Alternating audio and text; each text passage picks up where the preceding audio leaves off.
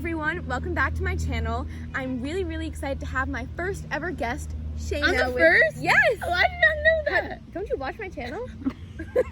But other people Oh, are well, in it. I guess Nicole, but like, Okay. doesn't really count. I'm really excited to have her here. Just a quick background before we go into the interview. Shayna and I met when she was in 9th grade and I was in 12th. We go to the same synagogue and we met each other through CTeen and kind of have been friends through that, since that, etc. I guess, Shayna, can you give us a little background about your life? Okay, first of all, Yeah. I'm honored that I'm the first. I really did not realize that. So, like, whoa. I do watch your YouTube channel. Okay, I'm glad. So my name's Shayna. I am originally from Raleigh, North Carolina, but I moved to New Jersey going into freshman year. And I remember when I first met Hannah at synagogue, and I was like, who is this person? It was on Rosh Hashanah. Yes, Yeah. it was. I was like, why does she keep coming up to me? Like, that's very nice, but who are you? Like, I don't need this. And then, thank God, Hannah was very persistent and did not leave me alone. And now look where we are 4 years later, best friends. So yeah, I grew up in North Carolina. I have 3 siblings. And growing up, you know, we grew up in a Jewish household, from household, an observant household, where we kept kosher, we kept Shabbos. And I went to a Jewish school for about 2 years. I went to a day school until it got shut down because of funding. And once I went into public school, the whole game kind of changed, because public school is a hard place to be an observant Jew. So going out with friends on Saturdays and Friday night dances were all things that I gave up for a while until I got to middle school, and I was tired of sacrificing things. So I kind of, in a way, walked away from keeping Shabbos and keeping kosher. And I remember I'd go to Chick-fil-A. That was the best restaurant ever. That's like the one place I miss.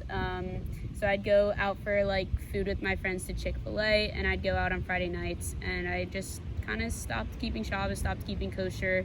And then I moved to New Jersey, Ir HaKodesh, and then the whole game kind of changed when I met Hannah. Can you talk about how you got involved with CTeen? Yeah, so my parents wanted me to be able to meet some friends outside of school, to meet some Jewish friends, especially moving from North Carolina, which has like no Jews, to New Jersey. They were like, take this opportunity to meet some Jewish friends. So my family has always gone to Chabad ever since I was born, so we knew that we were going to go to Chabad here. And CTeen, we kept just trying it out, and my parents kept pushing it. They were like, go to CTeen, go to CTeen. And I actually hated it first. Once I started actually really connecting to others, I started to fall in love with it. Okay, so you've been talking about how CTeen really changed the game for you. Can you just explain more of that? Yeah, so like I said before, I did not like CTeen when I first did it. And then I really am not sure how, but somehow I ended up on the International Shabbaton, which was in February. Mm-hmm. And I remember sitting around the table with you guys, and they showed the promo video of International, and I was like it's like at an event before? Yeah. Okay. And it was in like November, and I was like, oh my gosh, I have to go. So then November, I was like, okay, I'm going. And then February came, and I remember I was shaking in the car on the way to the show. I was petrified, because I wasn't close with any of you guys yet. Like, I really wasn't. Yeah. And somehow, by the grace of God, I ended up on Shabbaton, and it changed my life. I dressed modestly, or tzniut, for the first time, I think, in years for that Shabbaton, because I wanted to be like the rabbi's daughters, and they're so cool, so I was like, I want to be like them. So cool by wearing a knee-length skirt. The rabbi's daughters are like the coolest, so I want to be like them, so I decided to dress tzniut, or modestly, and I realized, wow, this like is not that bad. So that was the first thing that CTeen kind of changed my perspective for. And then I remember the Shabbat before CTeen, I was like, do I even know how to keep Shabbat? Because I hadn't done it in months, and I think the last time I tried to, I ended up going on my phone. So I was like, do I even know how to keep Shabbos? So I kept the Shabbos right before CTeen, and I remember we had the meal Friday night, I went to sleep, I woke up, I went to shul, I came home, took a nap, and then Shabbos was over, and I was like, why did I ever give this up? Like, this is beautiful. Like, all I do is sleep and eat. Like, what's the problem? Exactly. So then I decided at International to keep Shabbat, but it was a very long process. It wasn't just, okay, now I'm keeping Shabbos. Like, there was a very long process for that.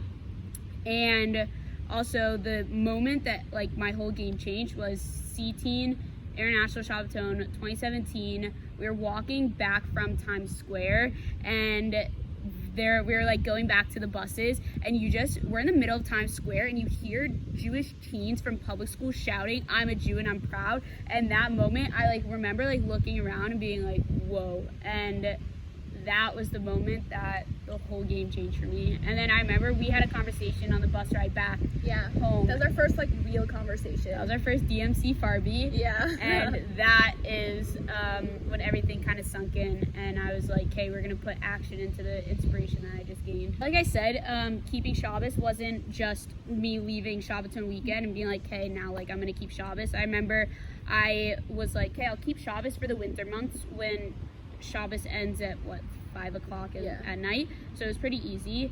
And then once the clocks changed, I remember deciding that I wasn't going to keep Shabbos anymore. But 2 weeks after the clocks changed was Pesach, and I was like, that's a Yom Tov, that's a very significant holiday, like I've come this far, why not continue?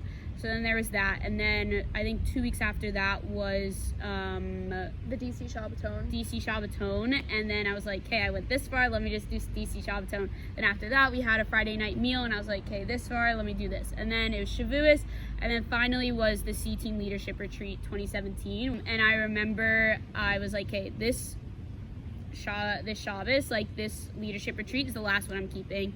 And that was that. But then we had a Farbrengen. Farbrengen, a Hasidic gathering which usually, but not always, takes place on Shabbat or a holiday.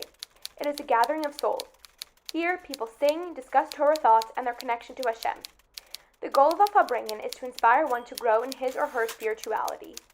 So I remember we were Farbrengen with the Rebbitzin from Penn State, and I remember the moment that I realized everything, I was actually just thinking about this past week, was they were like, hey, who has a story to tell? And Hannah was like, oh, Shayna always has a story to tell. So I don't remember saying that. Okay, I remember this very vividly. Okay, it's very important in my life. I believe you. So then I told my story and how like I had been keeping Shabbos, and the Rebbitzins there they were like, wow, that's so special. And I was like, wait a minute, like I have something so special. Why am I gonna just let it go away? And that was the moment where I left that Farbrengen. I was like, not keeping Shabbos wasn't a thought in my mind anymore. And that was that.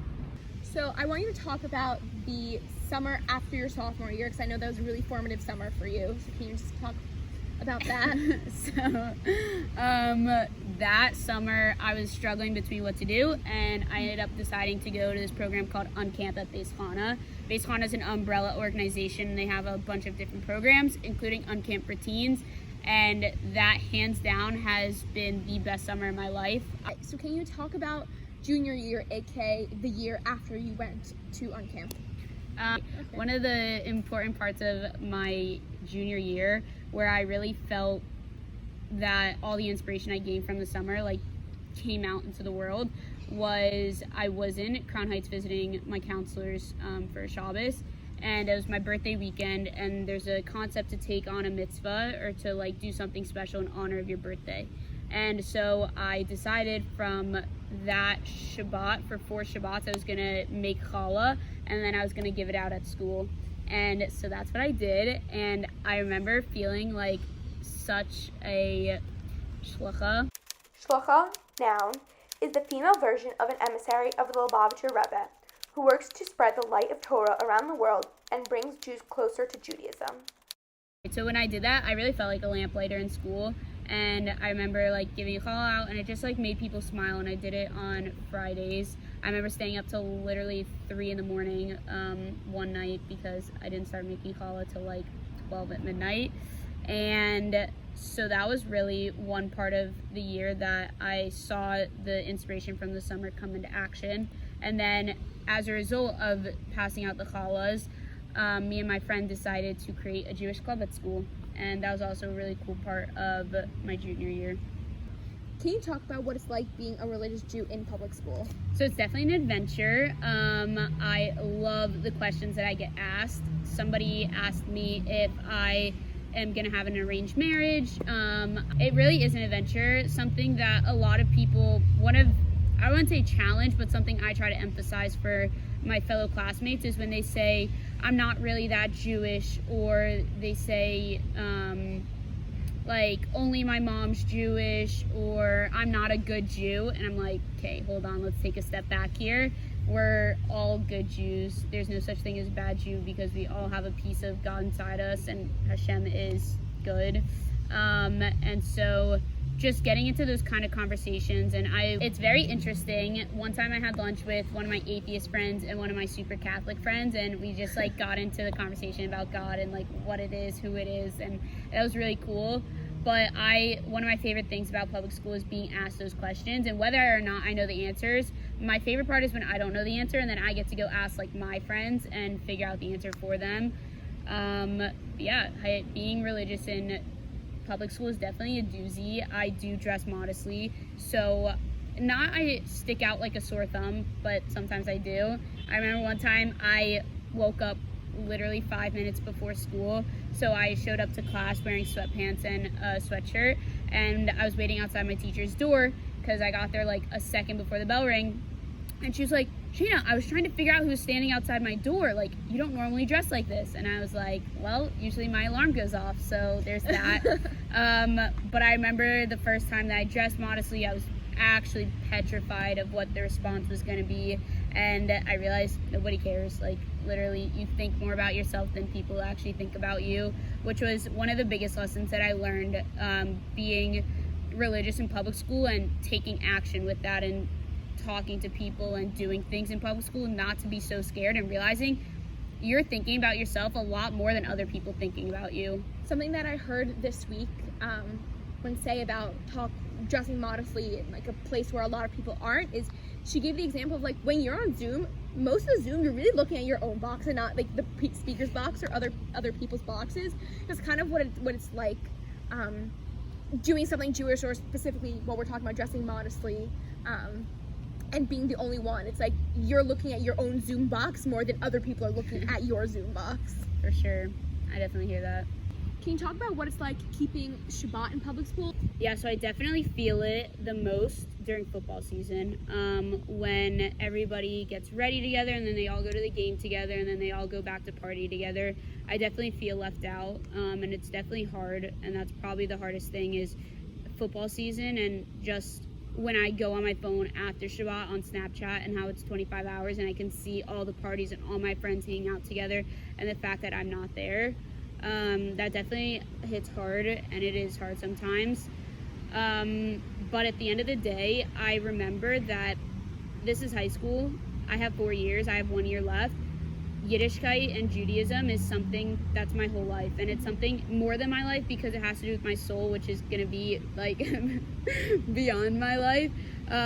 So at the end of the day, I'm like giving things up, and it's not the easiest for these 4 years, but I'm like doing good and like helping myself at the end of the day for something that's gonna last so much longer. Can you offer any tips or words of advice for people also in your situation, or people who are becoming religious in public school? Tricks. I think that first things first, take it slow if you're becoming religious. It's not something that you need to rush. We have a bunch of years on earth, and take it slow. I've rushed through things, and I've also taken things very slow, and take it slow. That's really that's the most important thing, is that's the way to go. That's how you keep things sustainable. Exactly. Rushing is not the way to go. What else? Tips and tricks. If you're in public school and you're Jewish, be proud. Like, really, that is how you show people that we're not going anywhere. We have been through a lot. I've heard so many anti-Semitic things at school. One of my friends in class said that being Jewish in our school is a joke. And you know what? At the end of the day, be proud of who you are and stand up for who we are, because or else if we didn't do that, we wouldn't be here today. Judaism is about being proud, and if you don't do that, then we wouldn't be here. Yeah. Shayna, thank you so much for coming here and doing this interview with me. I know you definitely are going to help a lot of people who watch this video So thank you so much, and thank you for watching. I'll see you Hannah? next time. Oh, You could say it. okay. Hannah, okay, if you guys don't know this, Hannah is like my biggest inspiration to like the utmost degree. I wouldn't be who I am today without Hannah, and she's been there behind my back for so long. To like be able to do this video with Hannah of all people, and I'm so happy Hannah created this YouTube channel. I remember when she sent me her first video, I was like, yeah, like it's about time, let's go. But Hannah, you've always been an inspiration to me, and you continue to inspire me, and you always have my back, and literally letting me crash for Shabbos. So I just want to say thanks for always being there for me and being a great friend and inspiring me. No problem. Rub, Hannah.